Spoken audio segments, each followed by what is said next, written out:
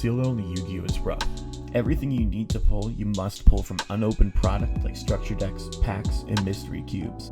I'm just an average Joe, only one regional top, and only been playing the game for about a year. Can someone as inexperienced as me, someone who has the worst luck on pulls, and loses every single die roll, even top a regional with a sealed only deck on a budget of $30 a week? Stay tuned for this series of Sealed Only Yu-Gi-Oh! Holy shit!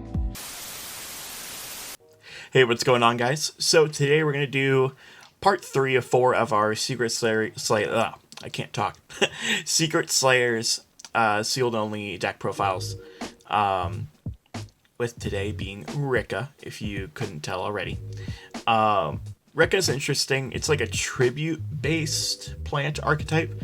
It's not going to see any meta-relevant play. It's mainly just for fun, which is cool. Like, we need fun decks every now and then. It's pretty slow, not going to lie. At least for the sealed version. I haven't messed around with like a bulked up version by any means. But like I said, it's kind of interesting. But without further ado, let's just go and get right into the deck profile. So we're starting off with 3 Rikka Petals. This is a generic searcher for you in the deck. So you can take a Rikka monster from your deck, accept Petals, and either add it to your hand or send it to the graveyard. That does come up occasionally, depending on what you're going for. Whoa. I have no idea what that was. So, but also, if all the monsters that you control during your opponent's end phase are plants, or if you don't control any monsters at all, you can just special this card for free from your grave. So basically, if you get this card and your opponent doesn't banish it, you're going to be able to search every single turn. Moving on to our other normal summons in the deck. We have Primula, the Rikka Fairy, playing 3. We're pretty much playing 3 of all of the Rikka cards. But 3 Primula. Primula, if a monster you control is tributed, you can special summon this card from your hand in defense position. And then you can target up to 2 plant monsters you control and increase their levels by 2. That's very relevant for the extra deck, and we'll talk about that in a second. So playing 3 of that just as an extra special summon. Another level 4, we're playing 3 Cyclamen. Cyclamen, you can tribute this card from your hand to target 2 plants monsters you control and reduce their levels by 2. I don't know why you would want to do that in this deck, but it's an option, I guess. And during the end phase, if it was tributed in the graveyard because it was tributed this turn, you can special it and then banish it when it leaves the field. So a little bit of replacement. Moving on to our level 6s, we're playing 3 Mudan. Mudan, you can tribute a plant monster you control and special it from your hand. And then if it's normal or specialed by the effect of a plant monster, you can add a Rikka spell or trap. And some of them are really, really good. So this is a generic Rikka spell or trap searcher. Just so I guess you can do a little bit of disruption. Moving on to other level 6s. We were playing 3 Erica. This is kind of like an Honest for the deck. Or I guess more like an Alistair, the Invoker for the deck. In terms of its discard ability to gain 1,000 attack and defense.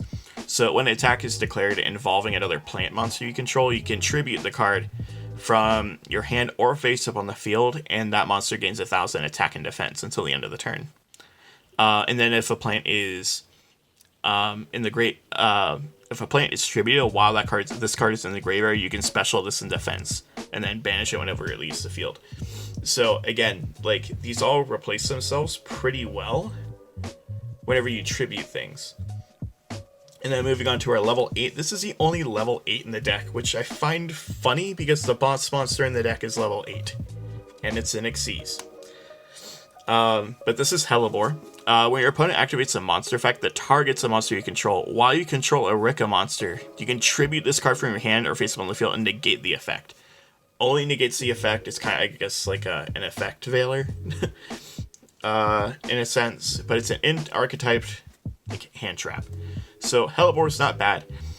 And then if this card's in your graveyard, you can tribute a plant monster and special summon this card in defense position, but banish it again when it releases the field. So you can use this as a hand trap and then bring it back from the grave to get your level 8s on the board. But again, this is the only level 8 in the deck. So that does it for our Rikka monsters. For our other generic plant support, we're playing 3 Rose Lover.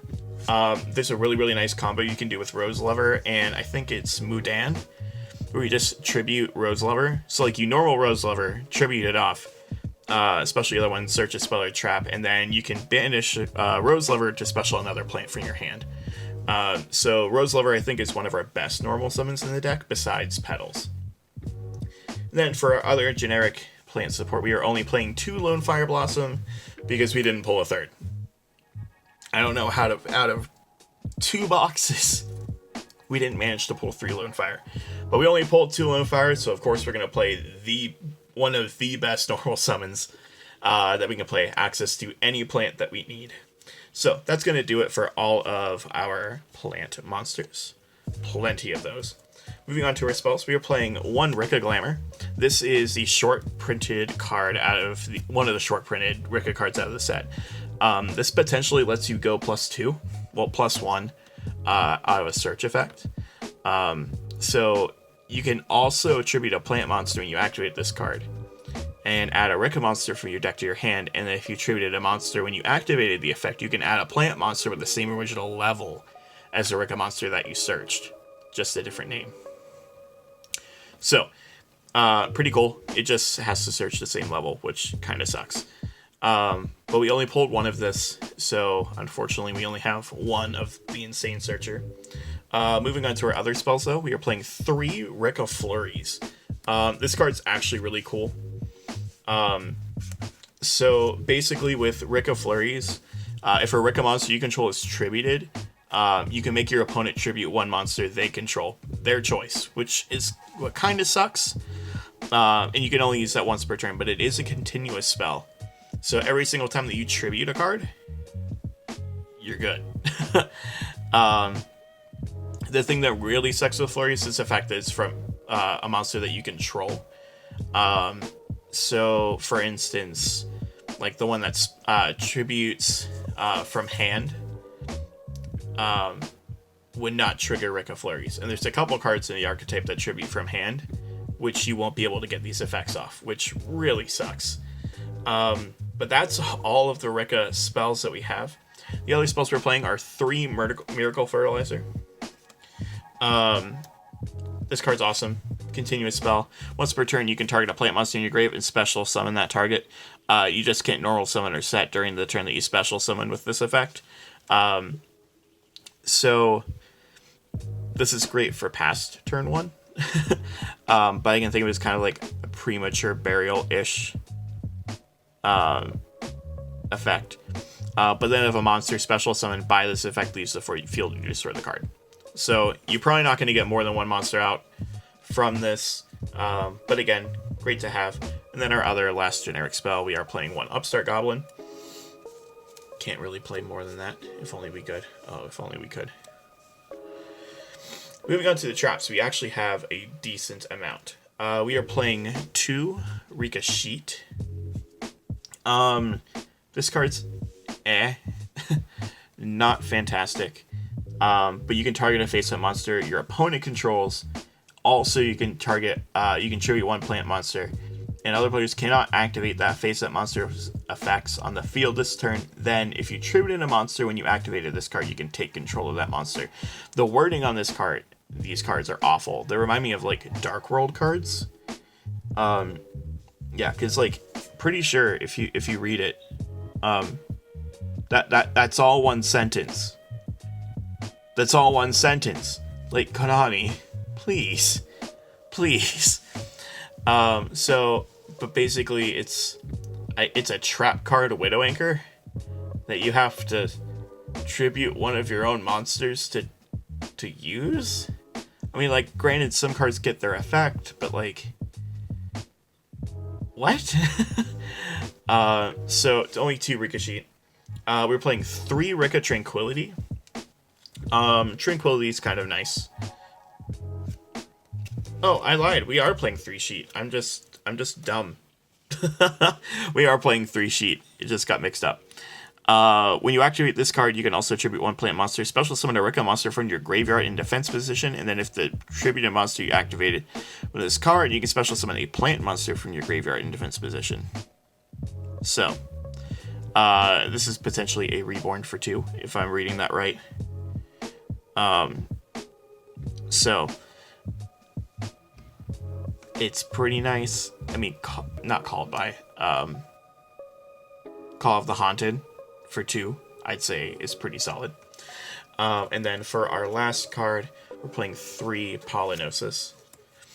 So when a monster is would be normal summoned or a spell or trap is activated, you can tribute a plant monster and negate the summon or activation if you do destroy that card. So again, going with all of the tributes that are going on in this deck, I felt like Polynosis is a little bit better than Judgment, or I would have put Judgment in here.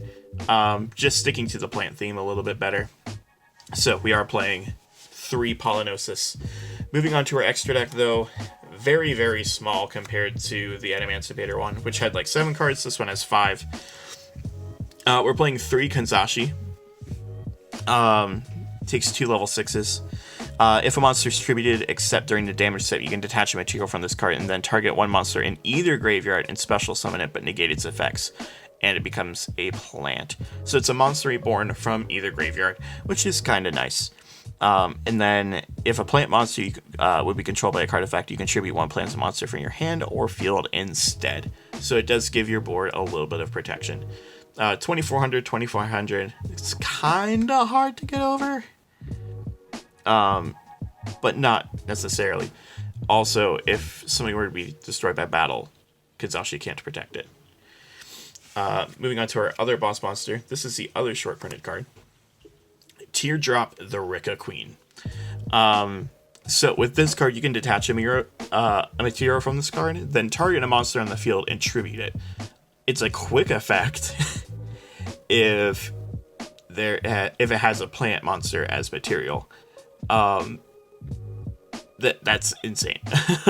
And then once per turn, each time a monster is tributed, this card gains 200 attack until the end of the turn.